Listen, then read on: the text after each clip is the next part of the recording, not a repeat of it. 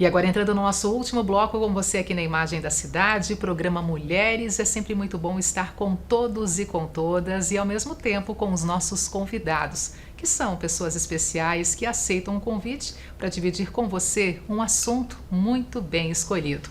E lá no comecinho do programa, quando eu falei que nós estaríamos realmente enaltecendo a arte na edição de hoje, é porque realmente ela vai se fazer presente também nesse nosso último bloco. E nesse caso, através da literatura.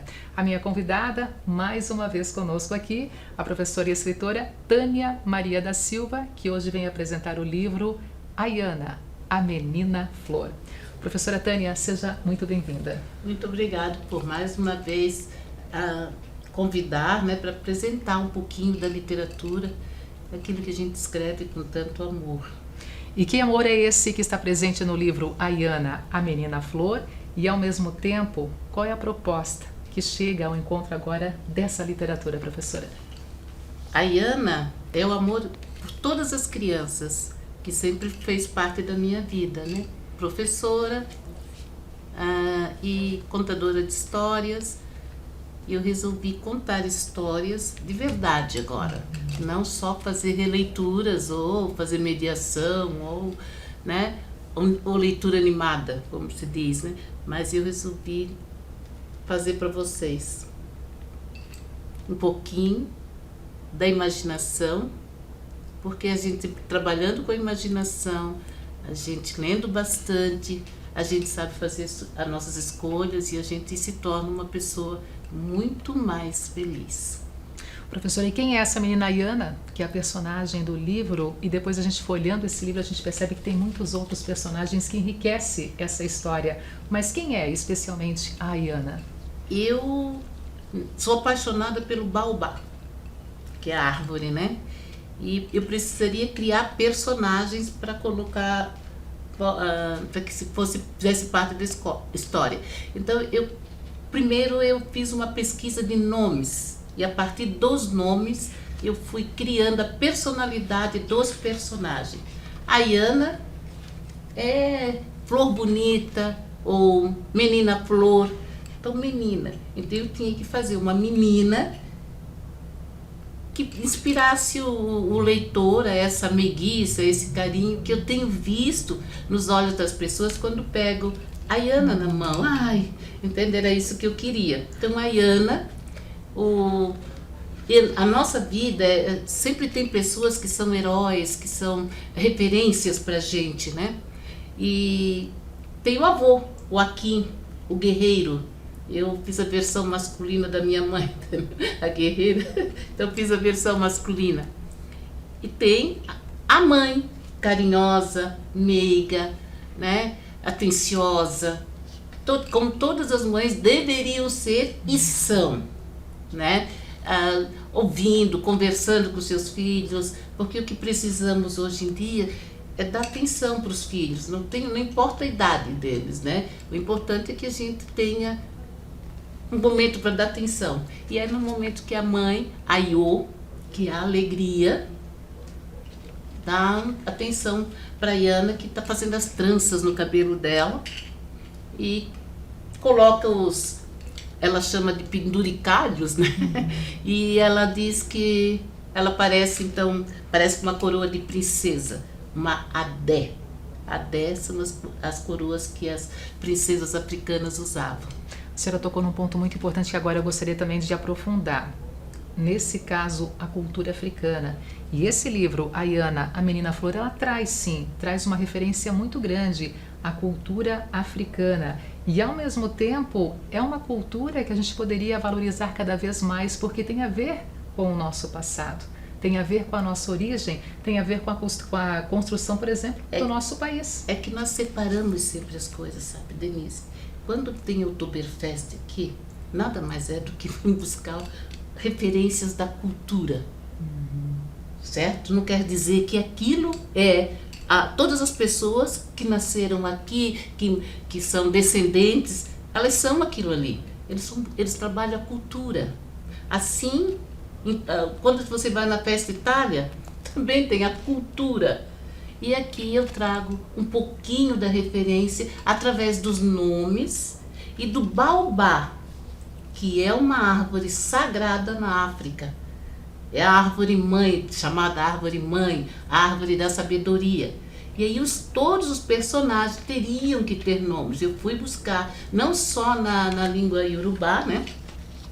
Mas em outras também, para ter o significado, para que ele pudesse dar esse sentido.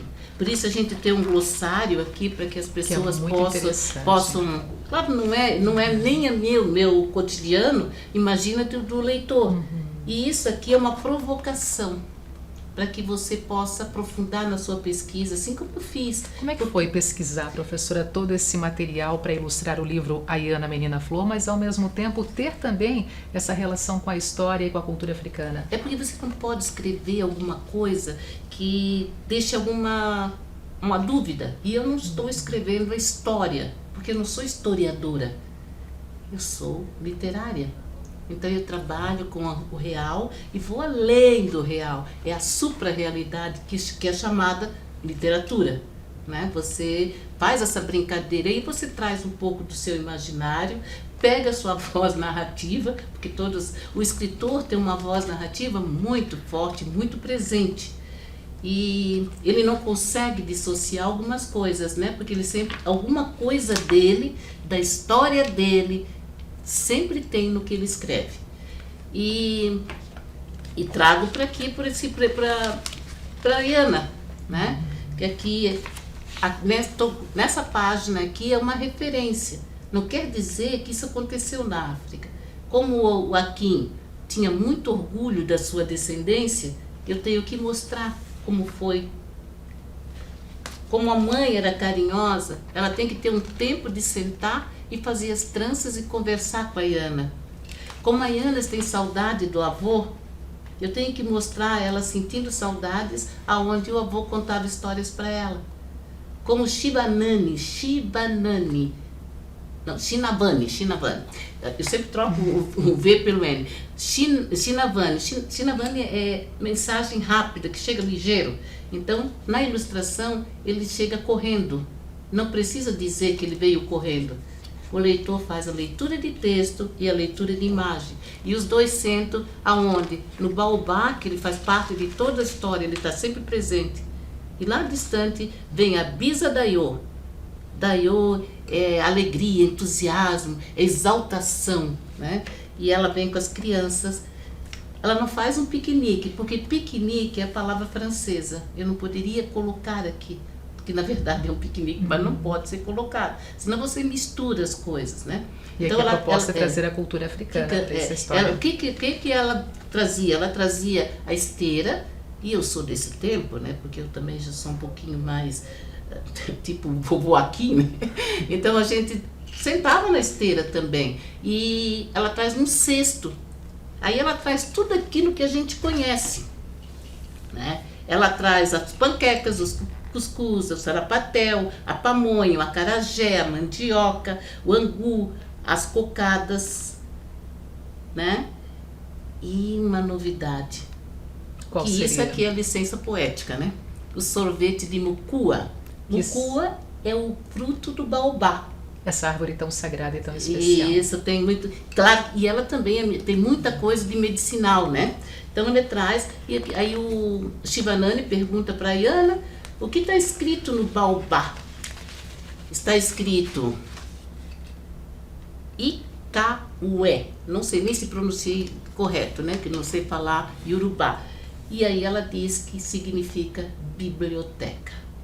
Que ali está o conhecimento, porque tudo dá um entorno, porque ali estava sabedoria, era ali que os griots sentavam, né, para contar as histórias, porque não tinham livros, eles passavam de aldeia em aldeia. Essa foi toda a pesquisa que eu fiz, né, contando histórias, e aí onde transmitia o conhecimento, né, ali.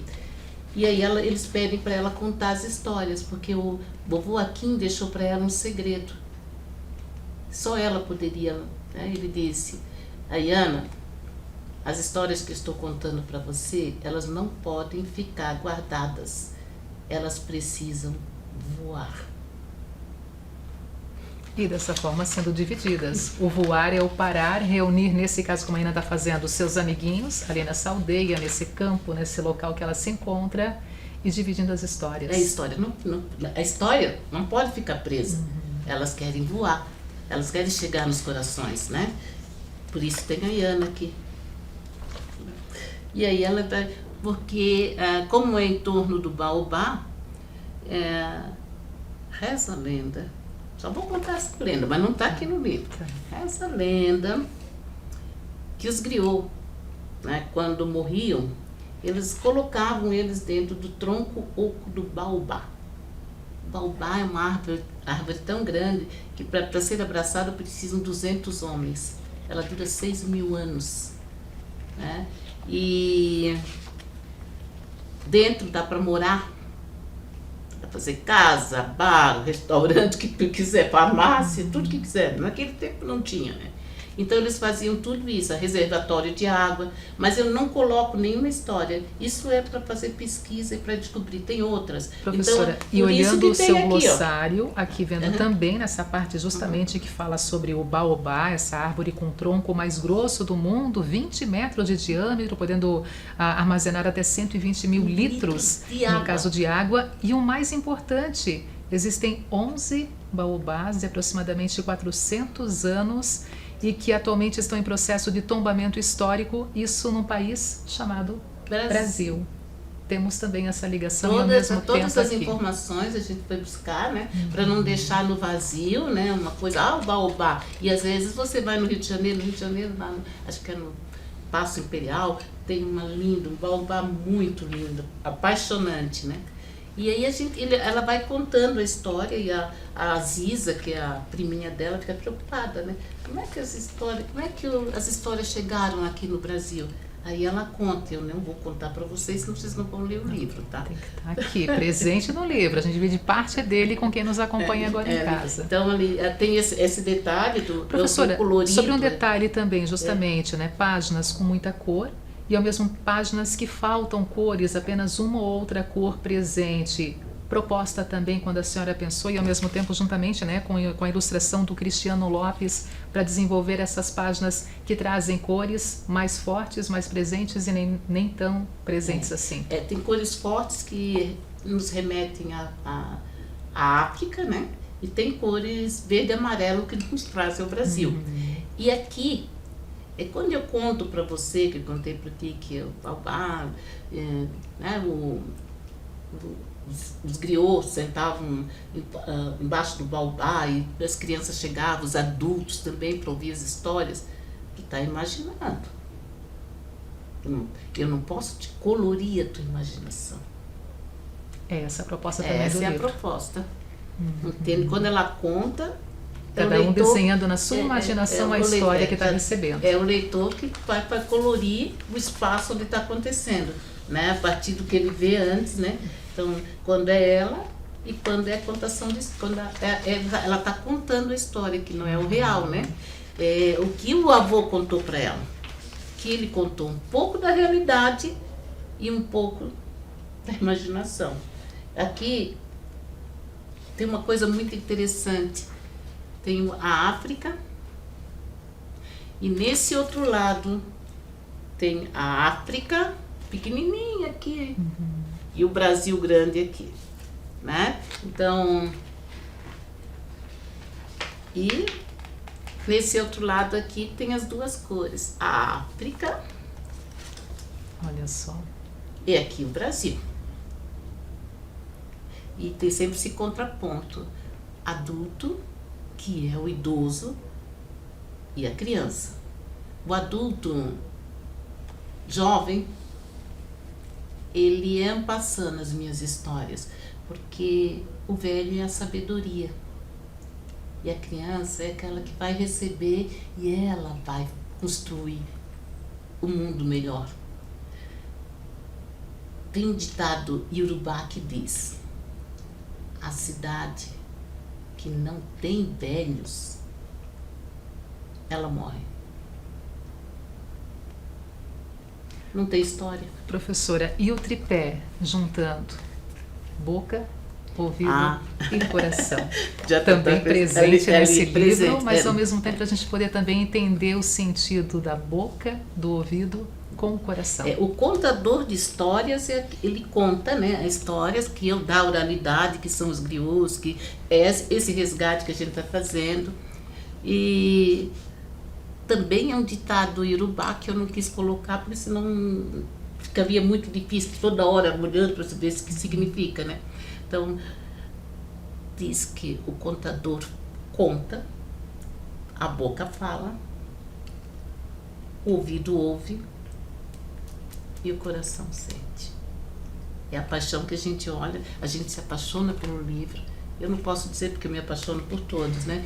Então, ou pelo carisma do contador de história. Né? Às vezes a gente nem sabe que gosta daquela pessoa. É porque ela conta tão bem, eu fico tão embebecido quando ela conta aquela história. E ela conta tão legal. E a gente fica assim, é porque o ouvido viu o que a boca falou e ficou no coração.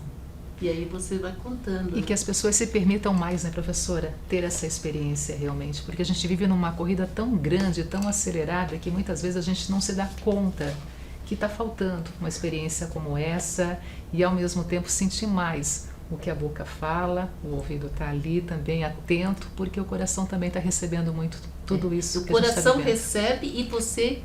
Se quando o coração recebe, você passa adiante, vai contando, porque daquilo que você ouviu já é teu, não é mais de ninguém, não é mais de quem contou.